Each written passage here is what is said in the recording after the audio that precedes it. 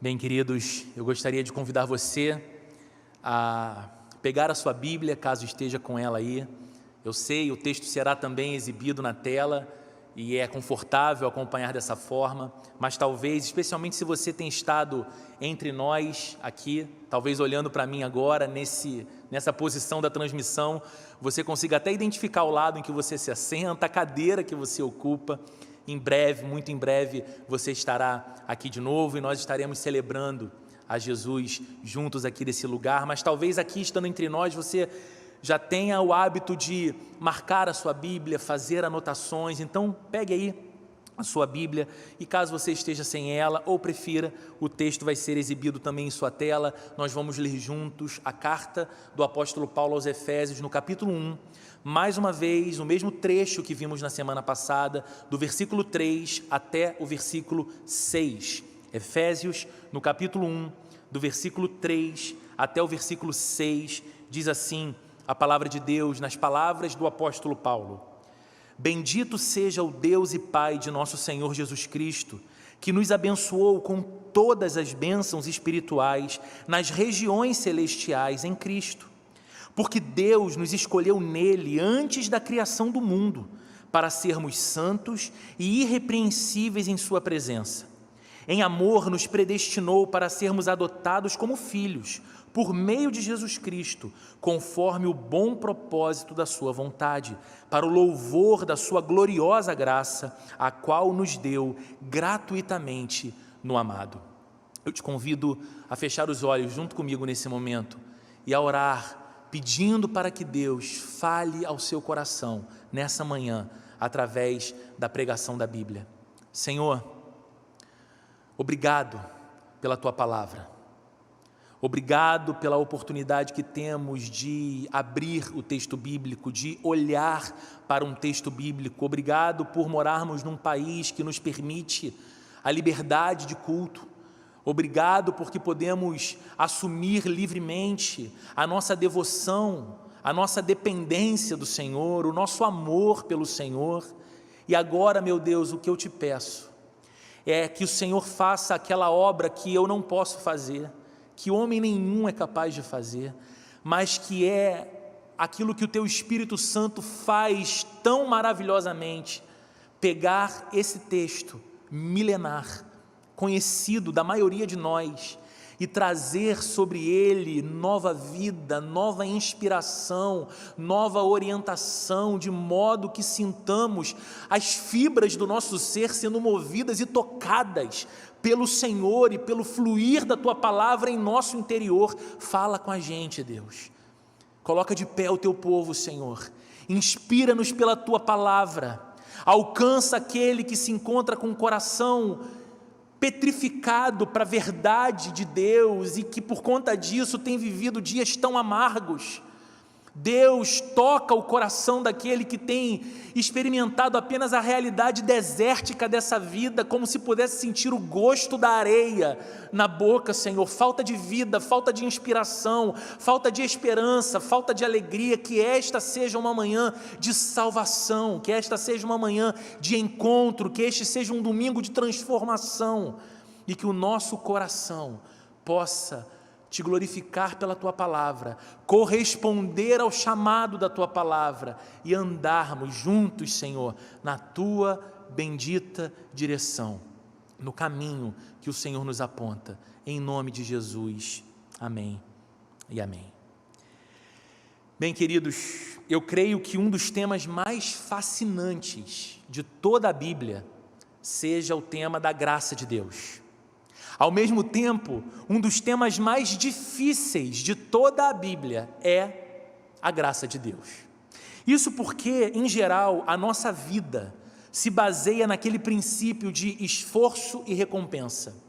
Quase tudo que a gente conhece na vida funciona dentro desse sistema ou desse princípio de esforço e de recompensa. Se você tem filhos, você provavelmente está acostumado a dizer para eles o seguinte: olha, estude, se dedique, faça os exercícios, se prepare para o teste, se prepare para a prova, se esforce, porque assim, qual será a recompensa? Você terá uma boa nota.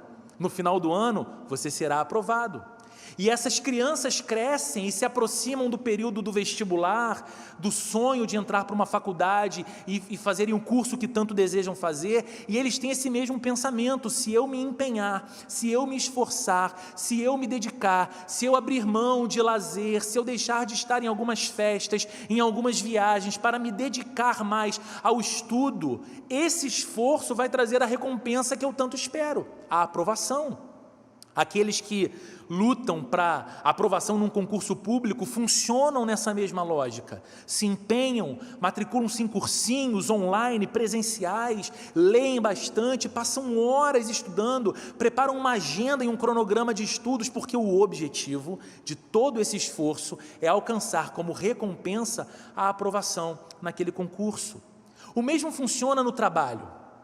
Você começa a trabalhar numa empresa, talvez numa posição não tão elevada, mas você decide se dedicar, você decide conhecer a filosofia e a política daquela empresa, você decide fazer mais do que é pedido para você, você se coloca disponível a auxiliar os seus amigos, a auxiliar os seus colegas, a entender de processos de outras áreas, e você sabe que consegue ser percebido fazendo dessa forma, agindo dessa maneira. O que você espera com todo esse esforço? Com toda certeza, você espera alcançar patamares mais elevados na empresa. Ou então, se aquela empresa não reconhecer o seu talento e o seu empenho, você pretende alcançar isso num outro lugar, num outro posto de trabalho. Mas nós sempre consideramos o fato de que o nosso esforço no trabalho trará como recompensa mais reconhecimento, melhores rendimentos e novas posições. Se alguém se pretende fazer uma dieta, melhor do que dieta, uma reeducação alimentar, quem já passou por isso sabe o quanto isso exige de nós um esforço hercúleo. Só que qual recompensa que se espera quando se faz isso? Você espera um corpo mais saudável, mais esbelto, não apenas esteticamente falando, mas você espera uma qualidade melhor de vida, mais saúde. Você quer fazer o check-up lá no médico e perceber que o médico te elogia quando olha todas as suas taxas do seu hemograma. Você está bem porque você está cuidando da sua saúde, você está cuidando da sua alimentação. Esforço, recompensa. A mesma coisa funciona nos nossos relacionamentos. Sejam esses relacionamentos amorosos, sejam esses relacionamentos familiares, sejam esses relacionamentos entre amigos. Nós nos esforçamos, apoiamos alguém, dedicamos tempo, dedicamos atenção a alguém, e o que esperamos como recompensa desse esforço? Que aquela pessoa ou que aquelas pessoas façam o mesmo com a gente. Por que eu falo tudo isso? Porque quando nós lemos as palavras que o apóstolo Paulo escreve no verso 3, verso que a gente ficou mais detido na semana passada, foi o alvo da nossa reflexão no último domingo, nós somos levados a pensar mais ou menos assim: olha, de fato, essa aqui é uma declaração maravilhosa. Paulo exalta a Deus, ele diz que Deus é bendito, e ele diz que Deus nos abençoou com todas as bênçãos espirituais nas regiões celestiais em Cristo. A gente lê isso e fala: uau! Que declaração profunda, que declaração maravilhosa, mas pensamos lá no fundo: eu não estou nas regiões celestiais, eu estou aqui, eu estou nesse mundo, eu estou na terra, eu não estou no céu, eu até espero pelo céu, mas eu estou aqui nesse momento. Mais do que isso, pensamos: eu tenho consciência dos meus pecados, eu tenho consciência dos meus tropeços e dos meus fracassos diante de Deus, e esses pecados e esses fracassos me tornam imerecedor de todas essas bênçãos espirituais. Você percebe o que a gente faz? A tendência do nosso coração é de aplicar o mesmo princípio, esforço, recompensa, também para a nossa relação com Deus, e assim, sorrateiramente, a gente duvida da graça de Deus. Assim, silenciosamente, nós questionamos, nos colocamos quase que como incrédulos. Não é possível que essa graça de Deus seja assim, verdadeira, tão real. Mas, queridos, tudo o que foi dito pelo apóstolo Paulo até aqui Tudo que Paulo falou a respeito de sermos separados por Deus para Deus, de sermos o povo que foi preenchido pela fé no Salvador, e por estarmos em aliança com Deus pela obra de Cristo, podemos esperar da parte de Deus graça e paz. E olhar para essas palavras do verso 3, dizendo que já foram derramadas sobre as nossas vidas, não apenas algumas, mas todas as bênçãos espirituais nas regiões celestiais em Cristo. Tudo que Paulo disse até aqui não tem o seu ponto de partida em você, não tem o ponto de partida em mim, não tem o ponto de partida em nós, em quem nós somos, no que nós fazemos. Uma coisa também importante de entender é que isso tudo que Paulo está falando não tem o seu ponto de partida naquilo que Jesus fez ao morrer numa cruz pelos nossos pecados, e eu vou explicar. É claro que sem a obra de Jesus por nós, não haveria graça, não haveria paz, não seríamos santificados para Deus, não poderíamos ser cheios da fé em Jesus Cristo com toda certeza. Esse é o caminho da cruz, mas o que eu estou dizendo é que mesmo estas coisas não tiveram a sua origem naquilo que Jesus fez, porém antes. O ponto de partida, o lugar de origem de todas essas bênçãos que podemos desfrutar, está na eternidade, está fora do tempo, está além do tempo. Você não consegue voltar os seus olhos para o passado, para a história, mesmo para a história da redenção, mesmo para a vinda de Jesus Cristo a esse mundo, mesmo no relato da criação, você não consegue voltar cronologicamente a sua atenção para a história e identificar nessa história o ponto de origem de todo esse agir de Deus em seu favor, de todas essas bênçãos de Deus. Você precisa ir para além, para a eternidade. Isso tudo teve origem no coração de Deus, o nosso Pai. E é isso que Paulo fala no versículo 4. E eu quero chamar a sua atenção mais uma vez para esse versículo. Veja aí em sua tela, leia comigo. Porque Deus nos escolheu nele, em Cristo, em Jesus Cristo, antes da criação do mundo. Deus nos escolheu nele antes da criação do mundo para sermos santos e irrepreensíveis em sua presença. Queridos, aqui está o tema dominante da Bíblia. A Bíblia toda se propõe a sinalizar, a apontar, deixar em destaque o que Deus fez. A Bíblia toda se propõe a deixar em destaque aquilo que Deus prometeu fazer. E depois a Bíblia nos conta aquilo que Deus começou a fazer porque havia prometido. E depois a Bíblia nos conta o que Deus tem feito, o que Deus vem realizando no curso da história para cumprir aquilo que determinou em seu supremo propósito, em sua vontade santa. A Bíblia nos conta aquilo que Deus fará. Porque os cristãos são considerados homens e mulheres cheios de esperança em Deus, porque a grosso modo podemos falar que já lemos o último capítulo da história humana, e a história termina feliz para nós. Por isso nos confortamos em Deus, por isso nos alegramos em Deus, por isso teimamos na esperança ao lado de Deus, porque o soberano está cumprindo o seu propósito, e a Bíblia nos conta isso. E mais, a Bíblia nos fala dos resultados do que Deus fez, do que Deus tem feito, do que Deus prometeu que fará ainda, os resultados desse agir de Deus em nossa vida e em nosso mundo. O que a Bíblia, queridos, nos ensina aqui nesse texto, é que aqueles que desfrutam destas bênçãos espirituais, aqueles que são cristãos, aqueles que hoje gozam da vida de Jesus Cristo dentro de seus corações, aqueles que têm uma profunda identificação com o Salvador, o amam, dependem dele, confiam nele, se alegram nele, só podem ser cristãos, só podem desfrutar de todas essas bênçãos espirituais, porque foram escolhidos por Deus para isso. Você consegue perceber Paulo falando isso no verso 4? Porque Deus nos escolheu em Cristo, antes da criação do mundo. Queridos, a iniciativa é de Deus. Toda ação é de Deus.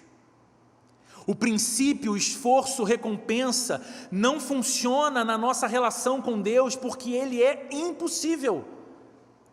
Nós não podemos por nós mesmos, em nossa real condição natural, fazer nada na direção de Deus. É Deus quem realiza tudo em nossa direção, então o nosso coração responde a essa iniciativa de Deus, responde a esse agir de Deus. Agora, queridos, note o tom do apóstolo Paulo. Note o tom com que Paulo escreve estas palavras. Ele não escreve com atitude arrogante. Você não vê aqui um teólogo pedante, como infelizmente encontramos tantos hoje em dia nas redes sociais. Você não vê aqui Paulo com uma atitude argumentativa ou movido pelo desejo de polemizar. Polêmica pela polêmica. Chocar o coração de quem lê as suas palavras. Não, lembre-se, esse versículo 4 está intimamente conectado ao versículo 3, e Paulo começa o versículo 3 louvando a Deus. Ele está dizendo: bendito seja o Deus e Pai de nosso Senhor Jesus Cristo. Paulo escreve essas palavras, meus irmãos, em espírito de louvor a Deus. Tem reverência aqui, tem adoração aqui. Então entenda o que esse texto diz: antes mesmo de qualquer coisa neste mundo vir à existência, antes do tempo existir, tempo que você e eu somos tão reféns, essa noção do tempo que não escapa da gente nunca, nós não escapamos dela jamais. Antes de qualquer coisa nesse mundo vir à existência, antes do tempo existir, na eternidade, Deus me conheceu e Deus me amou.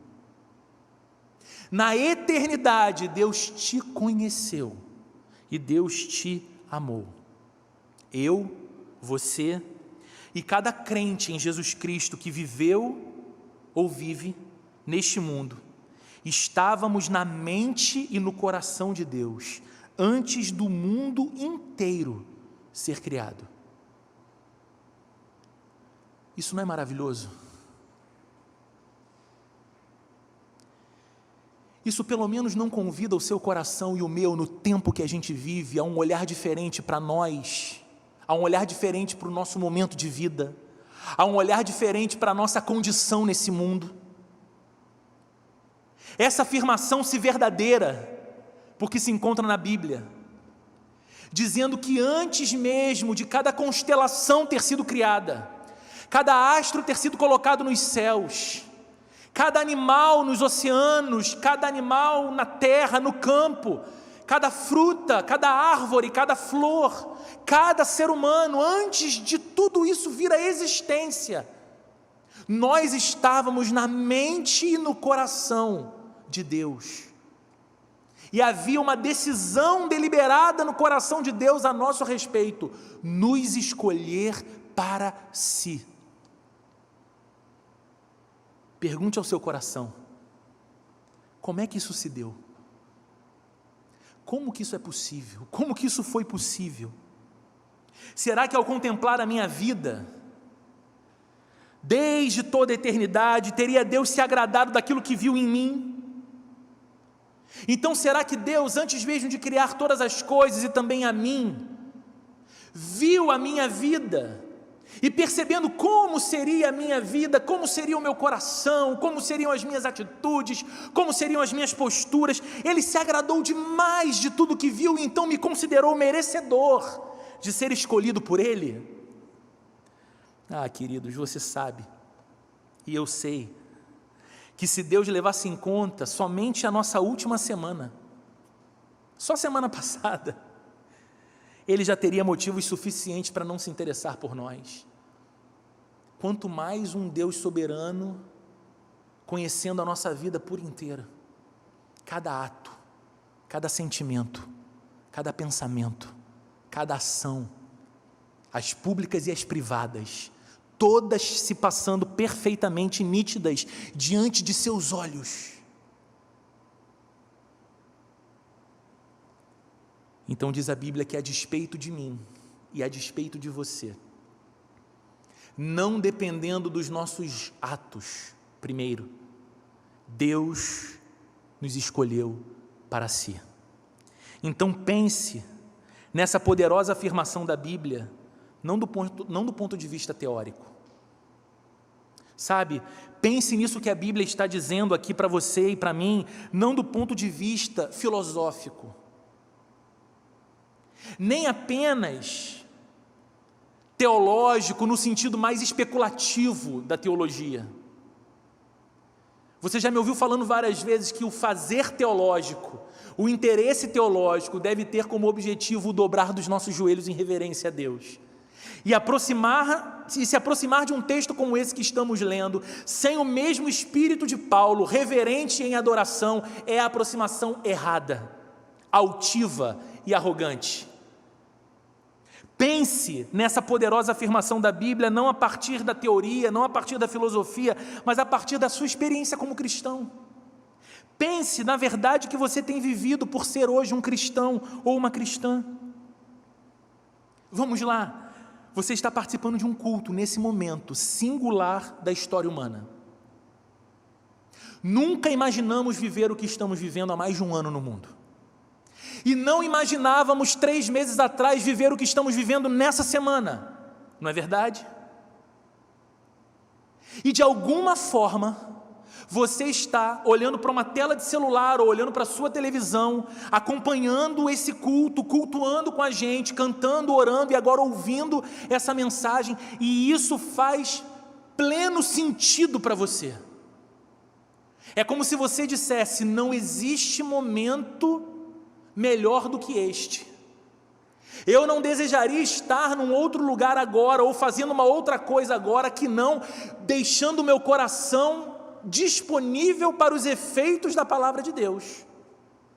Queridos, e você está nesse momento fazendo isso enquanto outras pessoas se afligem com os noticiários, sentem medo do amanhã, e você, que é tão humano quanto todas essas demais pessoas, canta e ora. E sabe que isso não é escapismo. Você canta, ora e vê o seu coração se encher da esperança de Deus, e eu te pergunto, por que você é diferente? O que te faz diferente das demais pessoas que agora sentem o peito apertado pelo medo e pelas pressões? Por que as coisas que estão sendo faladas aqui importam tanto para você? Por que você não consegue dar de ombros para isso tudo? Por que você não apenas escuta essas palavras de modo frio e analítico, dizendo: talvez o argumento pudesse ser melhor? Mas enquanto essas palavras vão sendo compartilhadas, isso não tem a ver com aquele que fala, mas com a verdade da palavra de Deus. O seu coração é aquecido dentro do seu peito. Por que você é cristão? Por que você ora? Isso faz tanto sentido para você. Por que você ora e tem a sensação de que é aquele instante de oração que salva o seu dia? Por que você ora e dirige-se a um Deus que você não vê, exceto que Ele permita um vislumbre espiritual da glória dEle diante dos seus olhos, você não vê? Mas ao orar você tem a sensação de que Ele preenche cada centímetro quadrado do lugar em que você se encontra, e te reveste de amor, e te reveste de força, e te reveste de alegria, e te reveste de esperança. Por que você ora e isso faz tanto sentido? Enquanto para um sem número de pessoas a ideia de oração não passa de uma reprodução de palavras soltas ao vento. Por que você chora quando canta louvores? Porque quando você canta, às vezes canções que você conhece de cor e salteado, canta minha alma, canta ao Senhor, rende-lhe sempre ardente louvor, e você se percebe com seu rosto molhado, cheio de emoção na presença de Deus, e o seu coração é visitado pela certeza de que a presença de Deus é o sentido da tua vida. É para estar na presença dEle que você foi criado. Então você ergue mãos, você dobra joelhos, a sua emoção não se contém, porque você se percebe diante do santo, diante do eterno, mas diante daquele que é Pai de amor e Deus de toda consolação. Para todas essas perguntas que eu fiz, só há uma resposta, uma única resposta. Porque Deus escolheu você para isso, antes da criação do mundo. Porque você é um cristão, porque você é um filho de Deus, porque você ora e isso faz sentido, porque você canta e é tomado pela emoção, porque você anseia pela presença de Deus, porque o seu coração sente saudade de Deus, porque você não consegue desprezar essas palavras, mas elas fazem pleno sentido para a sua alma, porque Deus escolheu você para essa vida, antes mesmo de criar o mundo inteiro. E aí talvez você pergunte, é comum algumas pessoas diante desse texto, e diante dessa afirmação tão bíblica, de que Deus nos escolheu nele, em Cristo, é natural que você faça a seguinte pergunta: mas então, não fui eu quem escolheu a Deus? Sim, foi você que escolheu a Deus. Mais do que isso, você escolheu a Deus livremente, mas você somente fez isso, você somente com toda a liberdade e desejo do seu coração escolheu a Deus, porque na eternidade Deus escolheu você primeiro. Se Ele não tivesse feito isso, seria impossível ao seu coração escolher a Deus. Talvez alguém pergunte, mas então não fui eu que me decidi por Jesus? Não é você mesmo, Roberto, que diz quase que a cada domingo que eu posso orar dizendo: Jesus, eu entendi o teu evangelho e eu entrego a minha vida para ti? Não fui eu que tomei essa decisão? Sim, é você que toma essa decisão, e você a toma livremente, mas somente porque antes Deus decidiu por você. Antes Deus decidiu que você seria dele. Queridos, eu digo isso porque ninguém é arrastado na direção de Deus contra a própria vontade. Ninguém vai até Deus dizendo: eu não queria, eu não te desejava, eu não te amava, eu não apreciava o teu ser nem a tua palavra, mas de uma outra forma, você me arrastou para cá. Não, nós vamos até Deus com todo o nosso desejo, nós vamos até Deus com todo o nosso amor, mas somente porque primeiro Deus muda a disposição do nosso coração. Queridos, em teologia nós chamamos isso de regeneração. Deus muda um coração de pedra para um coração de carne. Deus muda um coração morto que não pode ter fé. Deus muda um coração distante e indiferente a Ele para um coração que pode ser visitado por Ele, para um coração que pode ouvir o Evangelho e responder com fé, que é dom de Deus, ao Evangelho que é pregado. Isso é maravilhoso demais, não é? Isso é maravilhoso demais, porque você se encontra nessa vida com Jesus, porque você pode contar com a assistência do Salvador, porque você pode contar com o consolo do Espírito Santo nos dias mais duros da sua vida, porque Deus escolheu você para pertencer a Ele por toda a eternidade, desde toda a eternidade. E talvez algumas pessoas, entendendo muito equivocadamente essa doutrina tão maravilhosa, pensem o seguinte: bom, se Deus me escolheu, e se não importa a vida que eu vivia, nem mesmo a vida que eu vivo, porque Deus já conhecia essa vida, e decidiu me amar e me escolher, eu não preciso me preocupar com o pecado. Será, queridos, que isso serve como uma desculpa então para o pecado? Eu acho que Paulo considerava a possibilidade dessa pergunta, e ele responde ainda no verso 4, veja o que ele diz mais uma vez: porque Deus nos escolheu nele, antes da criação do mundo, com um propósito. Qual o propósito? Para sermos santos e irrepreensíveis em sua presença. É verdade que tudo o que foi dito até aqui nos dá uma forte certeza de segurança eterna. Afinal de contas, aquele que nos escolheu e nos chamou, certamente é poderoso para nos guardar e nos guardar até o fim. Mas a nossa segurança, queridos, a nossa segurança eterna, não pode ser usada como desculpa para o pecado. A nossa segurança eterna não pode ser usada como um encorajamento para pecar. Por essa razão, Paulo descreve o propósito de Deus ao nos escolher. Desde antes da criação do mundo, Deus nos escolheu para si, com o objetivo de que fôssemos santos e irrepreensíveis em sua presença. Santos e irrepreensíveis. As duas palavras significam basicamente a mesma coisa, mas elas têm aplicações diferentes. Santos aqui, de alguma forma, tem a ver com o status que nós gozamos diante de Deus. Como Deus nos escolheu em Cristo, as nossas vidas agora se encontram escondidas em Cristo. Somos de Jesus, pertencemos a Ele e estamos nele. Desfrutamos de uma relação com Deus a partir de Jesus, por causa de Jesus, de modo que ao olhar para nós, Deus o Pai, Deus o Santo Criador, vê o sacrifício perfeito de Jesus morrendo numa cruz por nós, derramando sangue precioso para perdão dos nossos pecados, e o sacrifício de Jesus é o que nos santifica diante de Deus.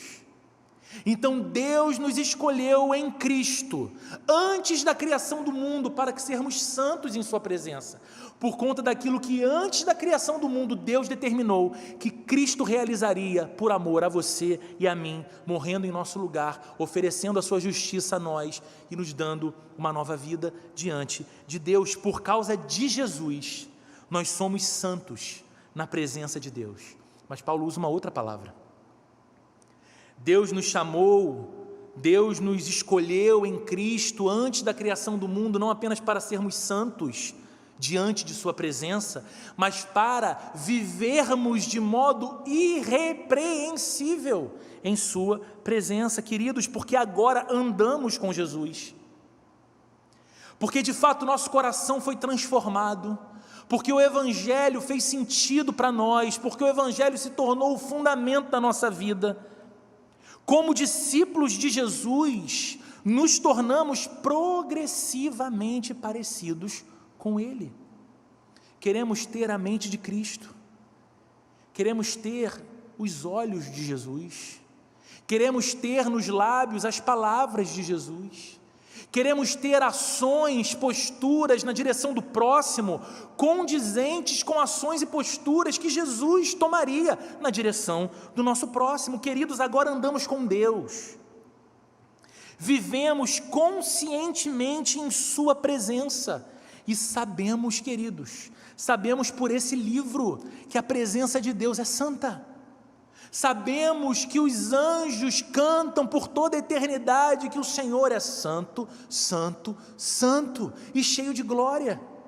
Sabemos que Deus tem a visão perfeita sobre todas as coisas e que é um Deus absolutamente justo. Então, em consequência disso, sabemos que não devemos viver na presença de Deus de qualquer maneira, porque Ele é santo. E porque a palavra dele diz, sejam santos, porque eu, o Deus de vocês, sou santo. E vocês andam comigo, vocês pertencem a mim, vocês se afeiçoaram a mim, vocês se identificam comigo, vivam a minha vida na vida de vocês. O que é, queridos, esse desejo de uma vida irrepreensível? É o nosso desejo de expressar no nosso cotidiano que nós conhecemos a Deus. É o desejo de expressar em nosso cotidiano que nós de fato andamos com Deus, que nós amamos a Deus e que nosso maior desejo é refletir a Deus na nossa vida. Qual o propósito de desde antes da criação do mundo inteiro Deus ter escolhido a você e a mim, se você é um cristão, se você é um crente em Jesus, se você é alguém que se rendeu ao Evangelho e disse, Jesus é o meu Senhor e é o meu único Salvador, é aquele que me leva em segurança para os céus e para a eternidade ao lado do santo e justo Deus, se essa afirmação ela é verdadeira para você, você precisa entender que o propósito de Deus ter escolhido a você para essa vida, não é apenas te levar para o céu, mas é fazer você andar na presença do seu Deus, enquanto você vive aqui, da maneira mais sincera e irrepreensível possível. Você vai conseguir isso de modo perfeito? Não. Roberto, você é pastor, você consegue isso de modo mais profundo? Não, não consigo. É muito difícil diariamente você se esforçar para viver de maneira irrepreensível na presença de Deus. Mas, queridos, não é porque é difícil que não é possível, não é porque é difícil em virtude da carnalidade que ainda habita em mim, que não é possível pela presença do Espírito em mim, e não é porque é difícil que não é aquilo que eu devo fazer, porque Deus assim escolheu para ser na minha vida e na sua vida. Eu quero concluir a reflexão dessa manhã dizendo que se o plano da salvação dependesse de nós, esse plano certamente fracassaria. Se a vida ao lado de Deus, se a eternidade em segurança ao lado de Deus dependesse de alguma coisa em mim ou de alguma coisa em você, nós não teríamos essa vida. Mas por depender de Deus, e por depender de Deus do início ao fim, é Deus quem nos escolhe, é Deus quem nos chama, é Deus quem nos justifica, é Deus quem nos santifica e é Deus que nos glorificará. Porque depende de Deus do início ao fim, esse plano é infalível.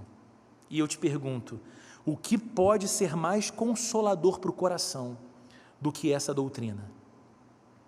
A minha segurança repousa no fato de que eu sou o que sou, única e inteiramente pela graça de Deus. Porque eu tenho segurança por causa da graça. Porque eu tenho esperança por causa da graça.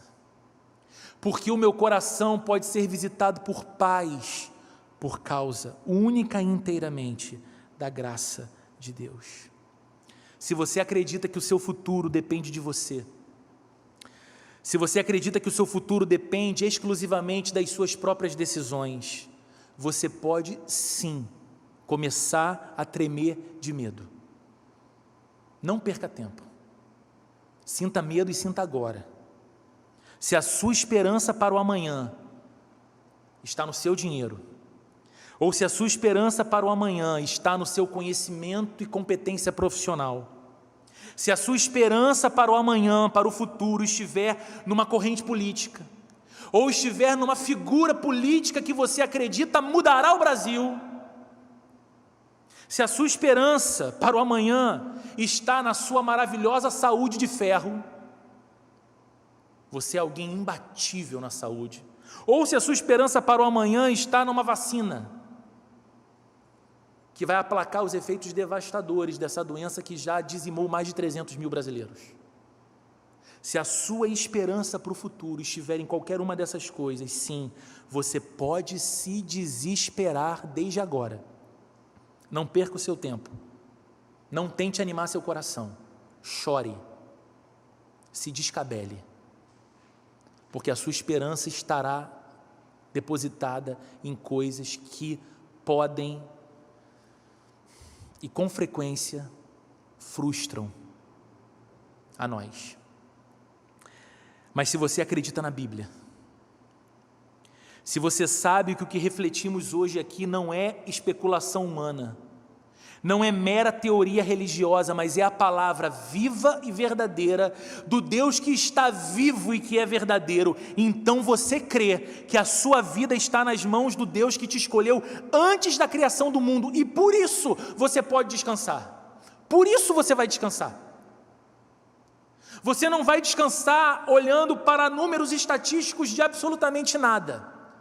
Você não pode descansar a sua alma olhando por uma condição circunstancial favorável que a sua família se encontre. Estas coisas vão desesperar você, mas se você lembrar e se você crer que estas palavras são verdadeiras, porque o Deus que não pode mentir as disse e as disse a seu respeito, você crerá que a sua vida está nas mãos do Deus que desde antes de criar esse mundo que é sustentado pela força do seu poder, Ele escolheu você para pertencer a Ele. Então você vai descansar nessas mãos de poder e de amor, porque apesar de você, apesar de quem você foi, apesar do que você fez, o Senhor não deixará que você se perca.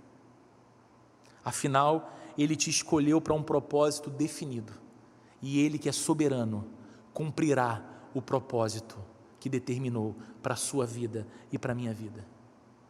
Sabe, queridos, o meu desejo é que essa poderosa verdade tenha poder para dobrar os seus joelhos em reverência. Eu não sei há quanto tempo você não faz isso. Eu não sei há quanto tempo você não sabe o que é a experiência de dobrar os seus joelhos no chão, diante da majestade santa. Não com medo, não com pavor, mas em adoração reverente por quem Ele é, pelo que Ele faz. Meu desejo, queridos, é que essa poderosa verdade, eterna verdade, abra os seus lábios em adoração. Coloque na sua boca uma canção para Deus. Coloque nos seus lábios uma oração ao Senhor, dizendo: Deus da minha vida, ainda que tudo desmorone ao meu redor, eu sei em que mãos eu estou repousado. Então os meus lábios se abrem para te adorar, para te exaltar, para te glorificar, porque o Senhor é digno disso. Eu espero, queridos, que essa poderosa verdade dobre o seu joelho em reverência, abra os seus lábios em adoração e renove o seu coração com esperança. Renove o seu coração com esperança. O soberano reina. Ele é Senhor. Aquele que te escolheu quando você não podia fazer absolutamente nada por você mesmo, continuará guiando você, continuará guardando você e continuará cumprindo o propósito dele em sua vida, seja em meio de um oásis maravilhoso, seja atravessando um deserto terrível. A poderosa mão do soberano estará sobre você. Se você é um crente em Jesus, essa palavra é uma palavra que você pode receber, abrigar em seu coração. Mas eu quero também falar para você que escutou tudo isso até aqui. E é estranho para você, porque você poderia ser um destes que, escutando isso, pensasse: é só mais uma ideia, é só mais uma corrente, é só mais alguém falando de religião. E, no entanto, de alguma forma, tudo isso está fazendo um profundo sentido na sua alma. Você sente seu coração sendo mexido, você sente o seu interior sendo tocado, e de alguma forma o seu coração agora deseja essa segurança eterna. De alguma forma, o seu desejo, o seu pensamento, escutando tudo isso é: meu Deus, que bom seria se eu fosse contado como um destes e destas que desde antes da criação do mundo foi visto pelo Senhor e escolhido pelo Senhor para pertencer a Ti. Acredite, se o seu coração é capaz de pensar nisso agora, é porque ele já foi tocado por Deus para que você creia nele, e é porque você foi escolhido por Ele. Você foi escolhida por Ele, porque é impossível a um coração não regenerado amar essas palavras, muito menos desejá-las. Então, o que você precisa fazer, o que você pode fazer, o que é a melhor coisa que você fará da sua história: entregue o seu coração a Jesus Cristo e diga: eu sou teu, eu me rendo ao Senhor, eu quero que Tu sejas o meu Salvador, eu quero viver cada uma das Tuas promessas. Talvez todos os momentos da minha vida, as dores e as alegrias, as tragédias e as conquistas convergiram para esse lugar, para essa manhã, para ouvir essa palavra e entender que as Tuas mãos sempre estiveram repousadas sobre mim, e agora o Senhor me chama para perto. Agora o Senhor me chama para a vida, agora o Senhor me chama para a esperança, agora o Senhor me chama para a paz, e eu com todo o meu coração digo: eis-me aqui. Ore com a gente, entregue seu coração a Jesus. Em algumas semanas nós teremos culto de batismo aqui na igreja. Se esse for o desejo do seu coração, você pode se batizar. iniciando assim uma vida ao lado de Jesus que durará por toda a eternidade, em preciosa segurança eterna com Deus, o nosso Senhor. Vamos juntos fechar os nossos olhos e vamos orar então. Senhor Deus, o Senhor é tão maravilhoso, o Senhor é tão majestoso, e o simples falar destas coisas mostra a nossa incapacidade de descrever a Tua glória, a Tua santidade, a Tua majestade, o Teu amor, o Teu poder. Nós repetimos palavras, Senhor, e elas não se esgotam. Nós cantamos e nós cantamos com todo o nosso coração, e a sensação é de que o nosso coração ainda assim não consegue expressar tudo. Tamanha é a glória do Senhor, tamanha é a majestade santa do Senhor, tamanho é o Teu poder, que Deus seria capaz de conceber plano tão majestoso e tão amoroso, que Deus é capaz de ter tanta compaixão como o Senhor, que Deus, conhecendo as nossas vidas tortas como o Senhor conhece de modo tão perfeito, decidiria ainda assim amar e amar até o fim seres como nós. Senhor, encontra na nossa vida uma vida em resposta ao Teu amor, Senhor. Faz da nossa vida uma vida que responde a esse amor, Senhor. Nos dá, Senhor, um viver seguro por conta da Tua promessa. Nos dá, Senhor, um coração em paz por conta da Tua promessa. Nos dá, Senhor, um coração transbordante de esperança por conta da Tua promessa, dessa verdade eterna. Fomos escolhidos desde antes da criação do mundo para pertencer a Deus e em Sua presença sermos santos por causa de Jesus e vivermos uma vida irrepreensível como foi a vida de Jesus nesse mundo. Ajuda-nos, Senhor, a viver assim. Ajuda-nos, Senhor, a andando nesse mundo, cumprir a missão que o Senhor confiou a nós. E ajuda-nos, Senhor, a andando nesse mundo, ansiar pela eternidade ao Teu lado, Senhor. Que os falsos ídolos sejam destronados do nosso coração. E que o nosso apego e a nossa afeição estejam única e exclusivamente no Deus em cujas mãos de poder nos encontramos. Aquele que antes da criação de todas as coisas nos escolheu para si. Que o amor do soberano Deus, que a graça do nosso Senhor e Salvador Jesus Cristo e que a comunhão e a consolação do Espírito Santo de Deus esteja presente sobre a vida de cada um de nós, Senhor, neste domingo, no início dessa nova semana, nessa jornada de aqui até o próximo final de semana, em que celebraremos a Páscoa do Senhor, e por todo sempre, em nome de Jesus, amém e amém. Que Deus abençoe muito o seu coração, que essa palavra de alguma forma faça você pensar por toda a semana e adorar a Deus e se apegar ao seu Deus por toda essa semana. Se envolva nos pequenos grupos, não deixe de participar, prepare o seu coração e até domingo que vem.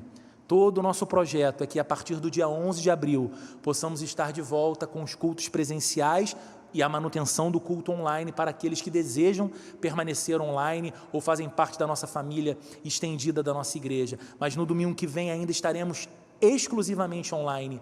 Cuide do seu coração nesses dias, deixa Deus encher a sua vida e até o próximo domingo, querendo o nosso Deus. Fiquem todos na paz, na graça e na paz do nosso maravilhoso Senhor e Salvador Jesus Cristo. Até domingo.